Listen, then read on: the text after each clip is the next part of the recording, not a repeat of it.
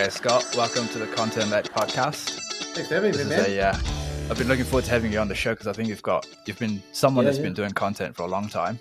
So I think you've got a lot that you can offer in terms of from your experience and just from what you've done in the past. So yeah, really excited to unpack some of the gold that you've got to offer.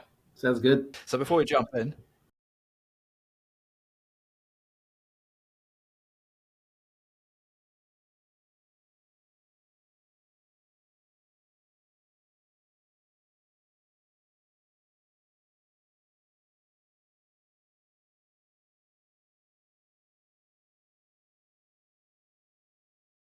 to windscreen repair, to workwear, number of bars, restaurants, etc. So we have a full content team that actually creates content on a daily basis for clients as well. So happy to give some insights into that. So essentially, run a lot of advertising. And then late last year, we created a product around short form video content, which has really just gone through like that, and more people want to get on short form content. And then probably, I don't know, a year and a half ago, created a podcast called the Marketing for Business podcast. So I'm the host of that and interview a whole bunch of really cool business owners, and which creates a lot of content, once again, for our channels, etc. Awesome. Yeah, there's sort of two angles that I want to go down in this episode. One is from a client perspective.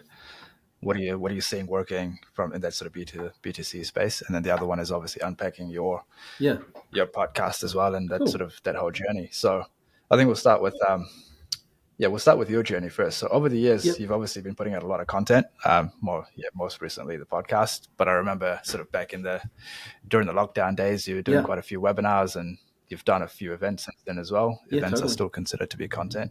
Where did this whole thing start? Like why content? Why has it been such a big part of your philosophy? It really was for me. Like I came from the corporate world, right? And in the corporate world, everything was held really tight. You didn't share your secrets. You didn't do any of that. And I kind of started getting interested in direct response copywriting. So I'm the only one in the business that doesn't have a degree. Everyone else has degrees and stuff. And I was sort of self-taught. I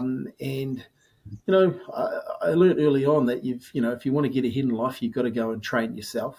So I ended up going to the World Internet Summit on the Gold Coast. I think the first one I went to was in 2006. That's how old I am.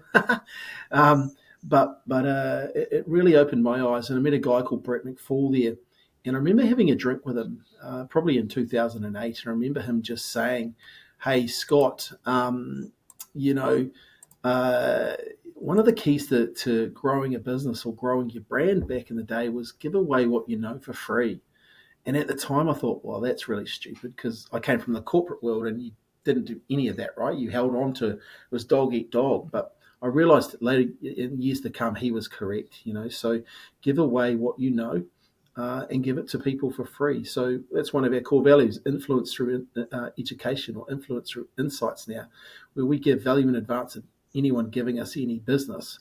And it's a real philosophy that we have, and that led us to do a lot of seminars, do a lot of workshops, give away our kind of what we know. So with those events, etc., we would do events. Well, we would go and implement a strategy, and then when we got results for a client or clients, we'd then go and share those strategies, and that then allowed us to get people putting their hands up saying, "Hey, we want to do business with you." And that was the power of it. And, it was a real eye opener for me because I come from the corporate world and you just didn't do that, but now I know the corporate world is kind of wrong when it comes to marketing. 100%. Yeah. I think, I love the philosophy around influence through insight. I think it's a very overlooked philosophy. What we realised is, people don't need more information. They need your insights. They need the little things that are going to make their life better, or the little takeaways that you could share. And the crazy part is, I learned a saying long time ago: small hinges swing big doors. And it's the small things that you can share that actually make the biggest difference to people. And so, nowadays we're always looking for those small insights that we can share that stack and build, that know, like, and trust factor for people. So it's it really does play a part, looking for those small things that you can share, those insights. What are going to move the needle for people? Talking about insights, how do you come up with those? Like, how do you come up with ideas? Yeah, the thing, and I say this all the time at my events and seminars, or if I'm doing a workshop or a strategy session. I was doing a big one the other day with a whole bunch of new with a business, and they probably had 12 people in the strategy session. I was like, I'm going to give you who here wants a part-time job, and no one puts their hands up, but I'm like I'm going to give you a part-time job. Your new part-time job is to be curious, because then naturally, as marketers, your new part-time job as a marketer, you're a part-time marketer. As a marketer, you're naturally curious about why things happen. And I said, if you want good ideas, and if you want to know, be curious. Go and look at your competitors' reviews. Go and read the things that people are saying about you online, etc. Start to formulate and be curious. And all of a sudden, once you start to do that, you'll start to see ideas that you can bring into your own world for content. I remember, for a client once, we were just filming inside their restaurant, and someone said we don't use sugar. And it was like, wow, what do you use? And all of a sudden that opened up, and we can talk about this during the class, but it opened up a new world of business because of that little insight. So sometimes you have to use these, your ears.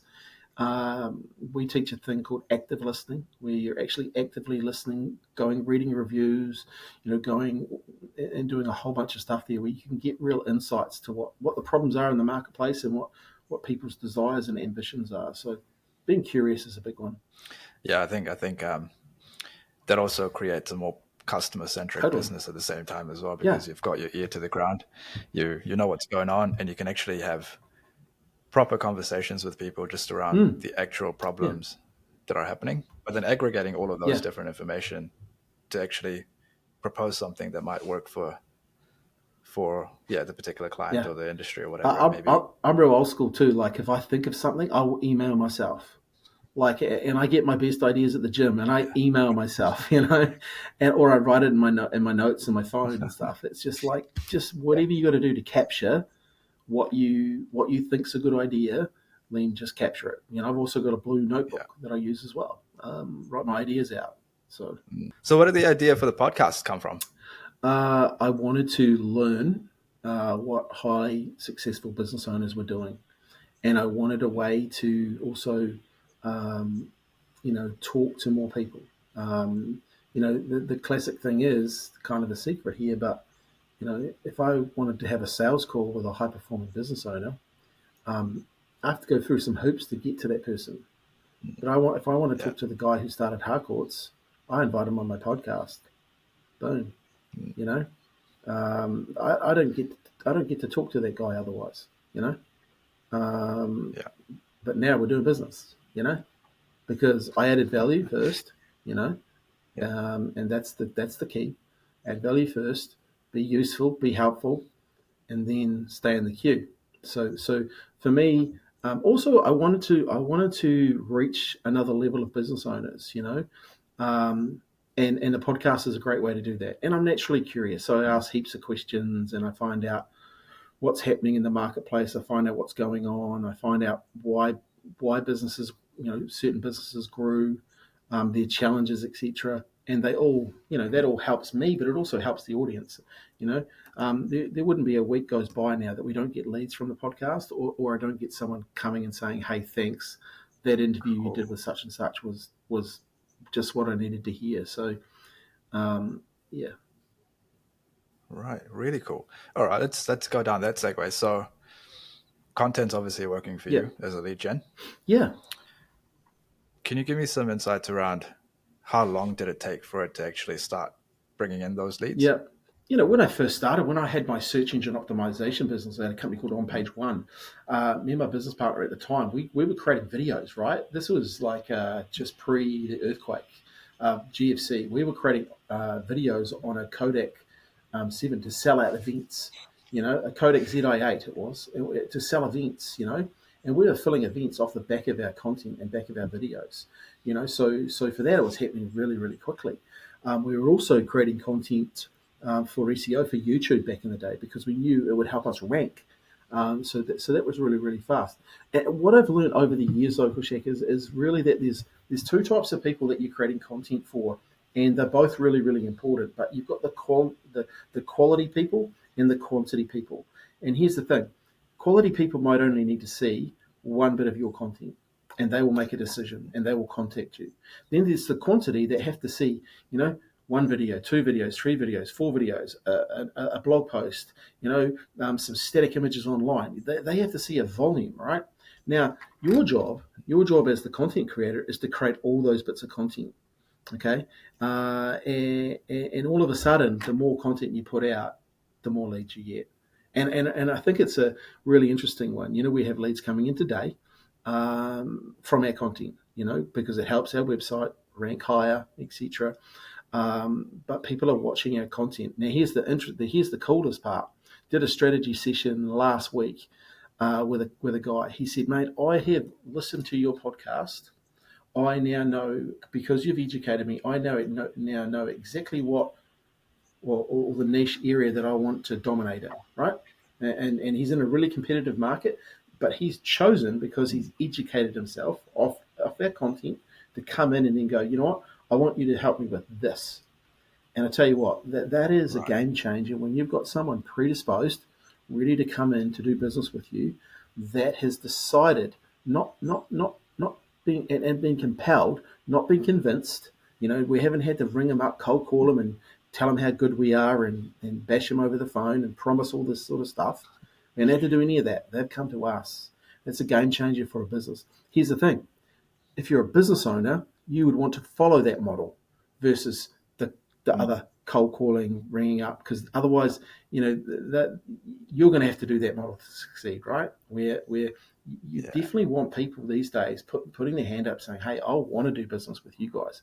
So that's been the game changer for us. We've seen it, and we've got leads today as proof of that, right? Yeah, that's amazing. But hey, it does take time, I mean, And here's the thing: I've worked absolutely. the formula out. I've been doing this a long time, and my formula is real simple. And I say it all the time: consistency of message plus frequency of reach to create relevancy. Your job is to have that consistent message, to have a few things that you're constantly talking to the marketplace about. Then frequency of reach, be putting that content out, whether it's LinkedIn, TikTok, Instagram, Facebook, Google, advertising that, as well. And then the relevancy part is when people decide to do business with you. After years of maybe watching all these videos, they decide that you're relevant now. But it could be after one video that they decide you're relevant. So it's a formula. The challenging part is a lot of people are impatient these days. They want the result yesterday. And I learned a long time ago, if you want to be successful, you have to stay in the queue. Yeah, I think the secret to success is what consistency, right? Across the board. Doesn't Totally. matter if it's content or what it is, Yeah, but yeah. big time. And we've actually found the same with Dark Matter as well. Like, we started consistently doing content back in 2022, and we added probably 60K to our bottom line that year. Yeah. But then we stopped. So 2023 we stopped doing it, and then that sort of all fell down the hill. But what it actually showed us was that the lead time from putting out content to actually converting the content is about 9 months. Yeah. So we lost 9 months worth of growth by not doing content, which was a huge, kick in the backside. Yeah. What's your lead time? Like, have you sort of tracked how long it actually takes for people to? I reckon it's about 90 days. Yeah. 90 days. Yeah. Okay. From the, and I know this because when we do seminars, like you can really, because seminars are what I found over the years by doing events and seminars, it would make us create campaigns that we'd put a lot of energy in, so we'd get the uplift. Yeah. But what I really found out the back of that is you'd get leads starting to snowball in. So we'd give a good 6 to 8 weeks run up, but you'd start to get those leads coming after that as well. Generally about 90 days. But in saying that, you'll be surprised. It's that quality and quantity, man. It's just your job is to create the content. At the end of the day, it's just start and get it going and be consistent with it. And I think that's the challenging thing for business owners. And look, that's Mm. why I have an agency, because we do that for people, right? Yeah. It's interesting hearing you that the flow stopped, right? And I've seen that, I've heard Yeah. that, and it's yeah, it is one of those things. If you're not top of mind, I always say, if you want to grow market share, you've got to grow the mind share. And if you're not Yeah. consistently growing the Yeah. Yeah. mind share, you're not going to grow your market share. Well, that's it. Yeah, it's that buying that mental real estate. I think is the most. Yeah.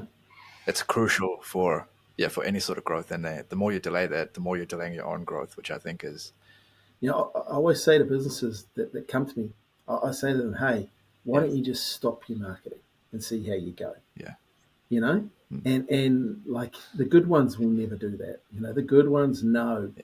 They know. I was just in a conversation. Hey, It's Scott, the what do you breadwinner. think? I Yeah. said, well, are you marketing for the recession? Are you marketing for the rebound? Because I know Mm, what I'm going to market for. I'm going to market for the rebound, because here's the thing: I'm thinking long term. I'm not thinking 6 months, a absolutely. year. Yeah. I'm thinking 3, 4, 5. So yeah, it's an interesting one. It comes down to mindset at the end of How the do day. you, absolutely. Yeah. Yeah. How do you stay consistent with your content? Is Um, it? Yeah. I know who I'm talking to, and I know who I want to Right. help. I've got a big why. My purpose is to inspire people to take action Mm, because of my consistent action. I yeah. really want to inspire people to think and to act. But there's no point in me doing that if I'm not doing that, right? So I've got to Mm, do that. yeah. It's my purpose. I want to inspire people to take action. I want to give them confidence to do it too. That's probably another part to that. Yeah. So I Yeah. turn up every day because one, I've got an agency and I have to, feed the beast, right? Yeah. But Yeah. Yeah. also, I just, it's one of my philosophies: influence through education, influence through insights. It's built into my Absolutely. fabric. It's one of Mm. it's core value, right? And This also, I is know I know who I really want to help. I really want to help business owners, right? I know that they're good at the mm, whacking and cracking of what they do, but I understand that marketing is a foreign language, and I help yeah. give them clarity, and I help give them a direction, and I help give them safety that it's going to be okay. So I'll turn up and create content based on that. There's no point. There's no point me saying do content to business owners and then I'm not doing it, right? And I think that the other side of that is um, the type of content you create also has a big impact. Yes. Like I'm seeing at the moment, people are, there's a lot of content that's going around that's not necessarily helpful, that's not insightful, a bit of showboating here Oh and yeah. there. That's content that's not necessarily relevant to Yeah. anyone. But then there's the other end of the spectrum, which is content that's genuinely helpful for that people get a lot of value from and that actually has an impact on their Mm. life. And that's a spectrum, Yeah. right? So where do you sit on that spectrum? Do you want to be purely value add or do you want to be purely an influencer kind of in that space? No, useful and helpful. Mm, That's all I tell people. Hey, be useful and helpful. Let the marketplace decide. Here's the thing. One of the formulas I worked out is another framework that we use is to build know, like, and trust. Right. So my whole mm, content plan is to build know, like, and trust, because I know if they know me, they like me, they trust me, they'll buy from me. Right. But to do that, you've got yeah, to get known is about character. Right. So I created a yeah, hashtag called Celebrate Your right, Victories. You would have seen it yeah, online. People tag me in it on all the mm, time. It's because yeah, I want to get known as someone who celebrates. I'm against tall poppy syndrome, right? So I want to get known yeah, for celebrating success. I want to get known yeah, for celebrating my clients' success, right? So mm, I get known for that. That's about character. Like is about chemistry. Okay, how do I get people to mm, like me? I was talking to a real estate agent, and I said to her, "Talk me through when you get listings. What is it that you do?" She goes, "Well," yeah, she goes, I said, "What do you love when you go to a listing? And then you win the listing. Why is it?" So she started talking me through it, and we figured out that she loves dogs. She's a dog lover. So if right, there's a dog in the house, yeah, she's automatically straight up petting the dog, loving on the dog, right? What does gotcha. that tell the people that she's going for the listing for? Yeah, that she's absolutely She interested. has chemistry with them Or because that, she has a dog, they have a yeah, dog, they have instant connection, right? I said to her, start using your dog in your marketing. And why would you mm, do that? It's chemistry. Dog lovers love dog lovers, okay? Then so that's like building chemistry. Then trust is about demonstrating credibility. And I think that's the point of where if you stack the three of those, that's the key that I want to get to. I want to demonstrate credibility. I want to demonstrate that I know what I'm doing. I want to get known by the success of my clients when it comes to my content, you know? And so Gotcha. so Yeah. I don't need to showboat. I don't need to say this and that and you know, Mm. my goal is to always be useful and helpful to the end user, which is the business owner. So me Right. saying how good I am or whatever, that doesn't really matter. I'd rather my clients tell them that, right? So with that in mind, what does your content funnel look like? So I know from an awareness point of view, top of content funnel, you've got your podcast, but what else is in that funnel? Like what else do you do other types Yeah. of content for people that are getting Yeah, deeper so in, we have a or lot of short form video yeah, content. So we shoot a lot of videos. We've also the mm, podcast. We cut that up into videos. I yeah, have my team that create videos. Okay, so we've got videos yeah, coming out from the team. We've also got some PDFs that we've got out at the moment. So we've got checklist. We've got I think a 70-point checklist out there, the ultimate digital marketing checklist for 2024. So mm, there's content out there for that. We actually created a whole page on that. There's so much value on that page. We've also got the simple marketing plan. So we've got content out there for that as well. So we've got a whole bunch of we've got audiograms, we've got videogram. There's whole different formats of that content. yeah, A lot of it though, we like to create one bit of content, but then break it up and distribute it. Um, yeah, you know, repurpose. so that's a big part of what we do too. We created a formula. We sat down with the team here and we created a formula. It's called video influence. How to get 30 ideas out of someone's head, you know. Mm, So we created a framework for that, which we started last year and started using for Harcourts, and it's really, really gone really, really well. So we will develop that more this year in 2024 because we understand cool. people have a lot of knowledge inside their head, but they struggle to get it out. Mm, So we created a framework for that called Video Influence. And that's, once again, short form video content. yeah, That's where everyone is. People are on their phones. So you want to be yeah, there. yeah, yeah. So that's kind of our Absolutely, philosophy absolutely. around that and our thinking. Cool. Where does that content go? So for digital influence in particular, I see your content on LinkedIn, Yeah. but where else does it LinkedIn, where yep. else So does it end up? we're on LinkedIn, we're on TikTok, we're on Instagram, we're on Facebook, Google Ads. We're also on our own blog. We put the same content into our Google business listing. Here's a tip. So we're doing a whole bunch of syndication like that as well. So we're across every Cool. platform we can be on, and constantly looking at new ones. And do you find that some platforms perform better than others, or is it kind of just pretty similar I across the think board? LinkedIn's very, very good, Yeah, because our kind of ideal client is on LinkedIn. Facebook's really good as well. Our ideal client is yeah, on Facebook. Um, yeah, it's interesting though, like and one of the really keys I'm starting to notice is I'm getting the team more involved, right? Because I don't want it to be the yeah, Scott show either, right? It's a yeah, digital influence show. So when my team's creating videos and they're on Instagram, etc., they get a lot better in TikTok, a lot better cut through than me. The old right. guy on Interesting. TikTok. So Yeah, so yeah, so that's the value of having some really high performing people here that want to do stuff. So yeah, it's interesting when you start to see the yeah. different platforms playing out. What's the future when it comes to your content? Are you sort of quite dead set on doing what you're doing now and growing Yep, that, but or also are there other things but you're also working on? learning from other people like yourself and seeing what's working and testing and measuring.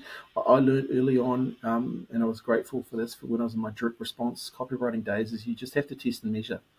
You know, Mm, you just got to measure the performance, and also you got to be prepared to give it a crack. So short form videos, obviously where it's at the moment.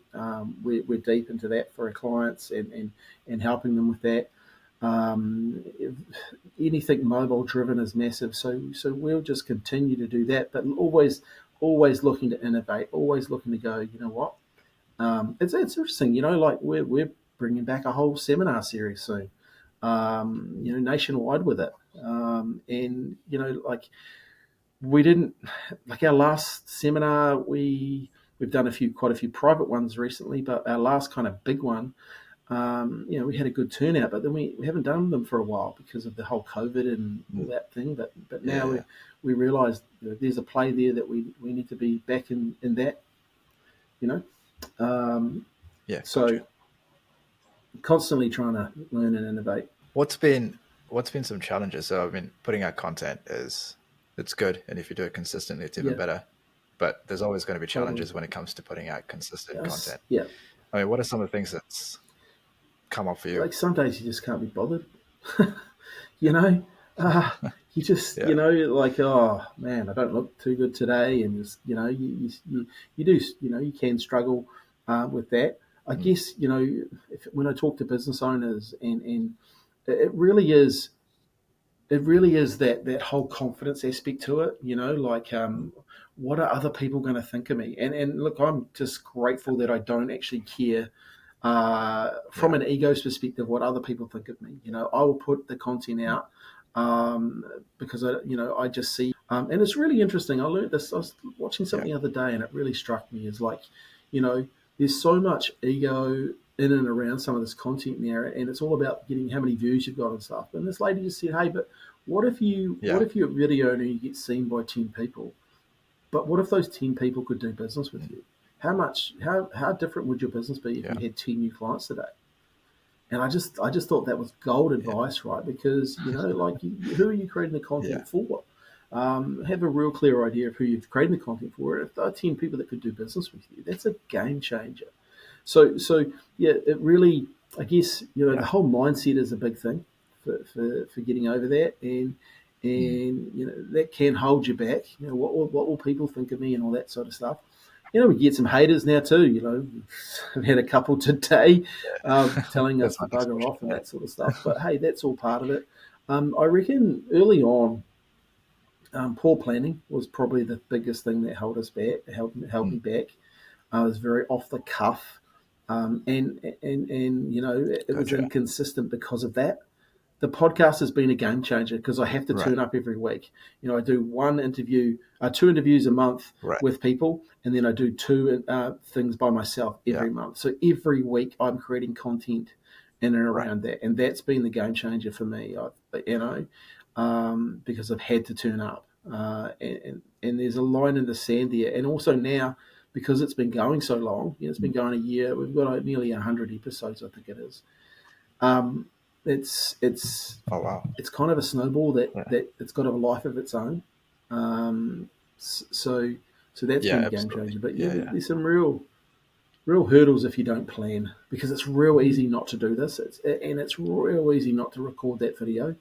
And it's the tech Yeah. side of things too, Absolutely. mate. Yeah. Like the tech side of things can just get away at you as well. Yes. Like I Yeah. still record my podcast on my iPhone, and it's Yeah. brilliant. Like Mm. we are going to be doing some changes in here and um, making even the studio side of it even better. But like I would just say to people is just this thing is a game changer. But I didn't realize how much of it a game changer it was Yeah. till I really started creating content. Um, don't let technology hold you back, but Absolutely. Yeah. definitely that was a big one back in the day. Yeah. I think leverage what you have to start with, Yeah, and then figure yeah, out where you want to go. And I think for most people, what you've got in your yeah, pocket is a great yeah, and, place to and, and start. then just think And about who depending you're on where they trying to want to go. help and talk to that one person, Yeah. you know, Yeah. Yeah. which is, that when you just think of that person. We used to have, when we had the SEO business, and we got a couple of different ones in this business, but we had Colin. So when I was doing any marketing, I was talking to Colin. I knew Right. exactly what Colin was all about. And I had Colin and Mary. I knew exactly who Yeah. they Gotcha. were, their Yeah. fears, their dreams, their goals, Mm. what they were going through. So Do you have that? Do you have those personas for the uh, podcast? Like, it's more broad for the or is it more podcast. broad? And here's the Yeah. cool part is now, because I'm starting to go, okay, what if I got some younger people in, and I started, there's another market that we could Yeah. reach. But hey, also, I still want to interview these people. I'd love to interview more females on Mm. my podcast. And so we're doing some things around that Yeah. because I just want to open up to different markets. Look, on the podcast, we talk about business success, and Yeah. mindset and marketing, right? But but Yeah. it's we don't have a set of questions. Probably like you, we actually just go in an interview and talk to good people, and we find out nuggets. So for me, Yeah. you Yeah. know, Absolutely. that is the coolest part because um, business owners will consume that content, and it's yeah, Oh, it's really cool to have people on a podcast too that haven't been asked any of those really questions about themselves and about their business too, which I find it's good fun. yeah. And people love behind the scenes content. Like they love to Yeah, have that peek behind the curtain, see yeah, what's actually taken to grow a business, how this person thinks. Like, yeah. yeah, I'm a sucker for all that kind of stuff. But going back to your point as well, like, you know, vanity metrics is a Mm, big player when it comes to content. That's your likes, comments, etc. But for a lot of no, businesses, that actually doesn't mean yeah, anything, especially in the B2B space. But yeah, this it's not even a factor. So the way I look at it is, I mean, if you got to speak to 10 people yeah. in front of you right now, How good? that's a big audience as it Yeah, is. yeah, So 10 people online, still a totally. pretty decent sized audience.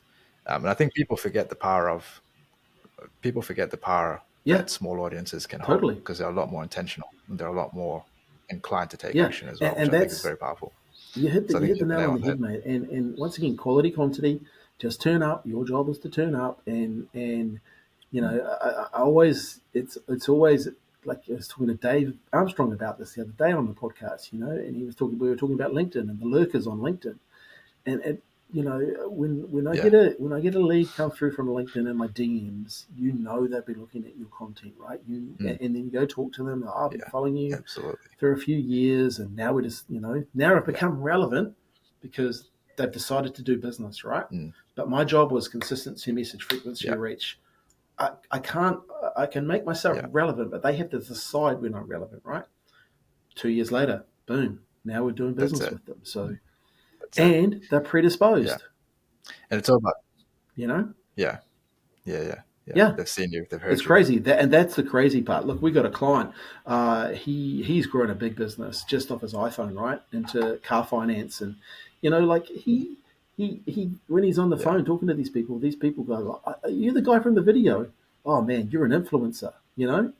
It's crazy how, yeah, like You you're know, on monograph. social media content like that, and that's I think that's one of the things I think people need to realize is we're all media, like it is media. You have actually your own Mm, channel here. Yep, you have your own TV camera channel, yeah. and what would you pay back in the day Yeah. to run an ad on TV? Let me tell you this. This is stats. These are real stats from this client. 3.2 million Yeah. views.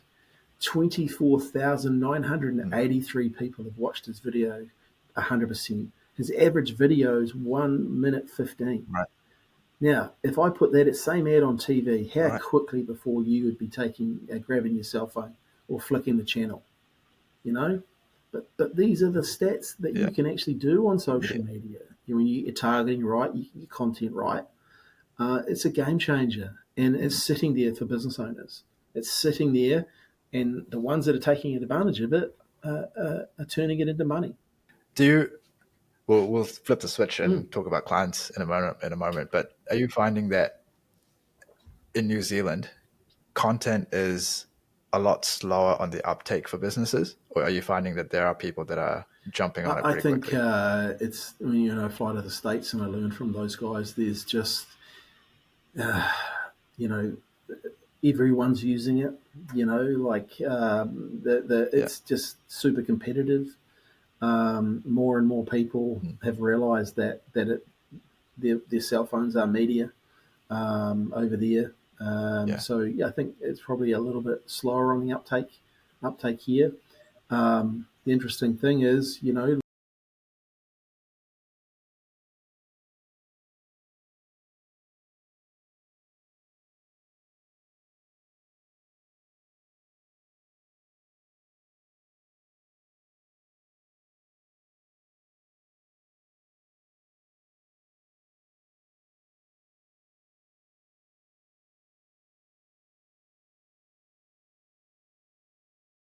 you give yourself 90 days, you will start to grab some of that market share Yeah. if you follow the right formula.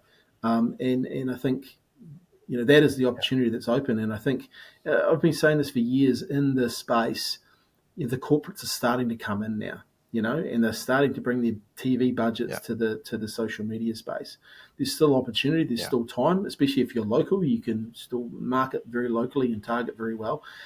Corporates take a long time to make decisions, and they don't move very fast. And generally, they won't test and measure. But I think if anything, people really should be taking their content marketing really serious right now, and upping your game. Absolutely. With it, Yeah, in my mind, the longer you put it off, the longer Totally. you're delaying the growth of your business as well. And it doesn't really make sense why you're sort of delaying it when there's, like you said, your phone in your pocket, or the ability to be able to actually start creating content. Yeah, I think it comes down to strategy and planning. I say this a lot too. Whenever I see think something not working when it comes to marketing, generally people have gone to the tactics without designing the strategy first. And you really must design the strategy first to pick the tactics to produce the results you want. And so a lot of times the strategy thinking hasn't been done. They haven't got you in and storyboarded stuff and really understood who the client, who the ideal target market is. What would they make? From that. What are they prepared to pay for a lead, a sale, etc. Done all that work. They've just then got and shot a video, and they haven't done. And I know this because we've been involved in some conversations, and people have spent $25,000 on a video. And then I'm like, cool, where is it? Show me it. And it's on the YouTube channel, and it's had 60 views. Well, hang on. No, where's the end-to-end, the before, the during, the after, the strategy that brings it all together? They've just gone to the tactic first. Yeah, you've kind of hit a big pet peeve of mine, which is doing videos without the intention behind it. And it's a trap that a lot of people fall into. It's kind of like, okay, I need to do videos because either the guy down the road is doing videos, or my mate across the road's told me to do videos. So then you just jump on, but you don't really know where it sits within your business where it sits within your funnel. And then it doesn't get any results. And then it's sort of like, well, videos don't work. Hey. But you're right. It's the strategy and the planning that makes a difference. Seriously. So it's between me and you. Just keep it to ourselves. Yeah, look. Now, you mentioned something. You mentioned something previously. You mentioned the right formula. So this might be a bit of a cheeky question because it could be your IP. But what is the right formula in your mind when it comes to content? One of the products that we have is video influence. So we looked at it and going, okay, we've got to have a theme, right? What's our theme? So example could be auctions. Auctions is the theme. Okay, so if then we have core messages. So let's just say we have 3 core messages around that auction theme. Okay, well one of the themes, and here's I'm talking to the client, right? I'm going, okay, auctions is the theme. What's a core message? Well, it could be auction day experience. Okay, then we have 10 questions that we'll ask around that. Okay, what's a tip about an auction day experience? What's behind the scenes? What's a should ask question? What's a frequently asked question? So there's a whole bunch of things that we ask around that to position you as the expert. Because here's the thing, if I'm looking for auction information, would it be helpful for me to know about how an auction works on the day? What about then the other one is auction day finance. Okay, so the other core message is auction day finance. So someone is now telling me my should ask questions, my frequently asked questions, my tips, my personal experience on all that information. Now, if I'm going to auction, or I think you're going to auction, would I want to know that information? So all of a sudden, you've got a core theme, and you've got these core theme, and you've got these 3 core messages, and you wrap a wheel around to create videos. So one tip, one video, one insight, one video. All of a sudden, I've got 30 bits of content I can use for 90 days worth of marketing. So that's a framework that we have that is very easy for. Well, we've made it easy, but it's very formulaic, and it's very customer centric. It's focused in on the end user, not the other way around. Hey, look at this is my house I'm selling. Blah blah blah blah blah. It's like, actually no. They want to know. They want you. You need to be positioned as the expert. You've got knowledge inside your head, IP. Here's how we're going to get it out of you. because here's what we know the market actually Yeah. wants. They want useful insights that can Yeah. actually help them. A lot of people wouldn't Amazing. give that Really information cool. away, though, because they think that if they're going to, why would I give my IP away? Well, here's the thing, why wouldn't you? Yeah. Because at the end of the day, I could probably find it Well, somewhere else, you know? that's it. Yeah. Yeah. Yeah. And I mean, IP Yeah, is kind of relative as well. IP is what you think is important yeah, versus what other people think is important. So if you put it out there, totally. it'll resonate with Quality, someone, quantity. but that doesn't necessarily mean that. Yeah. Yeah. Yeah. Exactly. Yeah. Yeah. And right people, right time.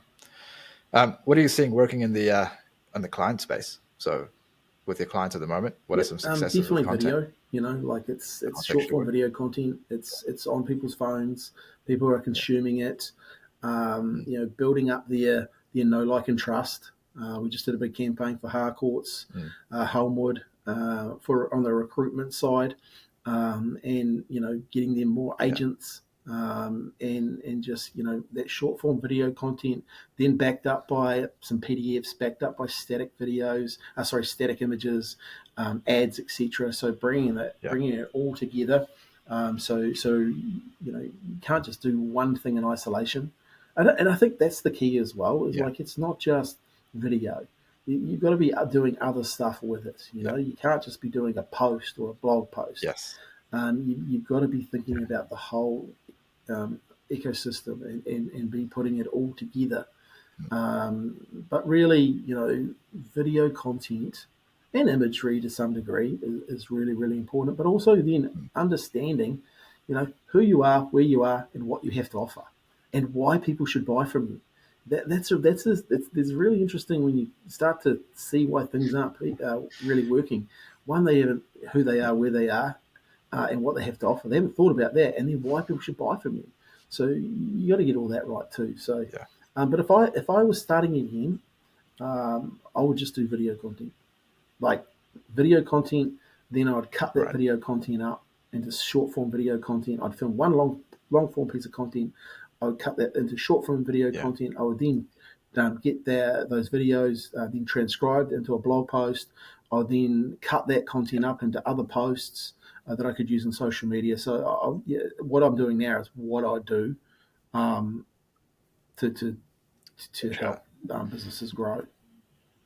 Yeah. And that just comes down to Yeah. Yeah. leverage. Well, it makes sense, right? Do it Yeah, once and then leverage it yeah, a lot more times, and you get a lot more value for that one time spent, which is a great way of doing content because people totally. consume content differently as well. So you might have some people that prefer the Yeah, long form podcasts, whereas other people just don't have the time for it, but they'd rather watch a yeah. 30-second snippet And get an insight into it, else. right? And go, oh wow, that was So interesting, and then yeah. you're on the shopping Yeah. list. Yeah. When they come, when they want you to be relevant, you're on the Yeah. shopping list.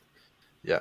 And it's all about time. Like I think it's one of those things you can't wait. Well, you can't be there when the client is ready, but you have to be there the whole time. Yeah, When they're ready to make a yeah. decision, you're there as well. So it's kind of like you can't No, predict when that right time is your going to job is be, to be consistent but but and yeah, have frequency. the consistency definitely helps. Yeah. Um, cool. One last question for you, and you've answered this already. I know that for a fact. But a business owner at the moment today, thinking about getting into content marketing in general, what would you say to them? Look, once again, strategy. Like really design that strategy first. Okay, Yeah. don't just go to the tactics. Okay, design the strategy to pick the tactics to produce the results you want, and really be clear on who you're dealing with. Right. So a good example was the guy the other day was an electrician. Right. He comes in, and that marketplace is saturated with people who can do heat pumps. It's saturated with people who can do Yeah. switchboards. Where we found out he's got really good results and he's already got things happening is in the EV charging market, right? It's a market that's going like that. Okay, Right. it's got a bit of a wobble at the moment with Yeah. the Yeah. old, clean heat or clean whatever it is, but it's a market that's going to REC. go like that. He's already got success in it, so now, hey, here's where you can Yeah. win, right? And that's a real key thing. Is I've learned this a long time ago. You need to figure out where you can win, okay? And once you've figured out where you can win, you can then start to Yeah. dominate those areas, and that takes a bit of thinking, a bit of the old grey matter thinking, and sometimes maybe it's worth getting someone to help you with that. But but figure out where you can win, and then go deep into that, right? So now he's going deep into video content.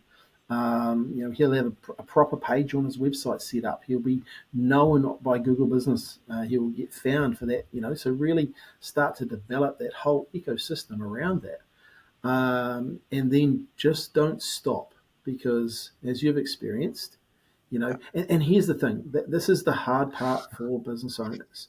You just have to detach yourself from the results for a while. You just have to detach yourself. You just have to go, you know what? I'm just going to commit to this, and I'm not going to worry about the results. I'm just going to take the actions, and I'm going to show up every day, and I'm just going to do it. And no matter what, I'm just not going to get attached to, I've only had 2 likes. I've only had 2 people watch it. I'm just, I watched a video from 2012 the other day. I found it on YouTube. I was wanted to show my son something, and it was me. And man, I sucked. I'm not saying I'm great on video now, but it's a lot better than I was in 2012, right? And it's just those reps. You just got to do the reps. You learn, you get better, you get feedback. Sadly, most people will quit, and that's just the reality of it. But you just have to decide if you're gonna quit or not. And if you are going to quit, then if you're a quitter, probably don't start. That would be my advice too, because it's actually it's a lot of work and it's actually quite painful. Yeah, it is. Yeah, and there's a lot of, like you said, there's moments that you just don't want to do it, and then there's other moments you have no idea what you're doing. There's moments where there's just no one showing up. So you're my first seminar, mate. My first seminar, I think I had 6 people turn up. How rubbish is that for a marketer? 6 people. But you know what? I learned a long time ago to don't worry about the people that don't turn up. Worry about the people that do turn up. So I delivered, what I thought was world class at the time to those 6 people. Now we get 150 plus, and we fill a room really quickly. But I could have stopped because it was 6 people, And I think that's a very healthy way of treating it as well. Like, content is for you, it's your way of putting out your value to the world without expecting anything in return. And whatever comes in return is, it's the icing on the cake. It's the bonus. If you flip that switch and you go, I'm putting this content out to get leads, that's where things fall apart, because then you don't get the consistency. Your content doesn't align with your audience, and no, exactly. Nothing really works. So I think that detachment is real. That also matters big time. And you produce better content too. Yeah, absolutely. Nice. All right, let's wrap it up there. Lots of really, really, really actionable takeaways from that conversation. I'm sure people will dive all over that. And I'll make sure to leave all your PDFs and contact information linked below if anyone wants to get in touch and consume more of your content. But before we go, do you want to finish on anything? Or I just think there's there's a real opportunity for business owners to grab, and I think one thing I would say is spend some time with a professional, whether it's dealing with yourself, who's doing content all the time. Deal with a person with runs on the board, and deal with someone who's actually doing their content. I think that's really, really key as well. There's a couple of big firms out there that sell the stuff, but they don't actually do the stuff, and I think that's really important. And there's some smaller firms out there, promoting the stuff, but they don't actually do it. Follow get some knowledge from some people that are actually doing it on a daily basis. And the reason for that is they've got a few whacks and a few cracks. They actually know what works and what doesn't work. So, also, I don't know when this is going to come out, but I think it's the 12th of March. There's the Brandy Breakfast for the Marketing Association. They've got a piece on content. We're going to have a panel there. It'll be a great place to come along and learn about other businesses that are doing content marketing and some of the results they're getting and some of the learnings they're learning as well. So, hey, appreciate it. Thanks for having me on the podcast, and all the best for your podcast too. I love the name, Content Led. Really cool.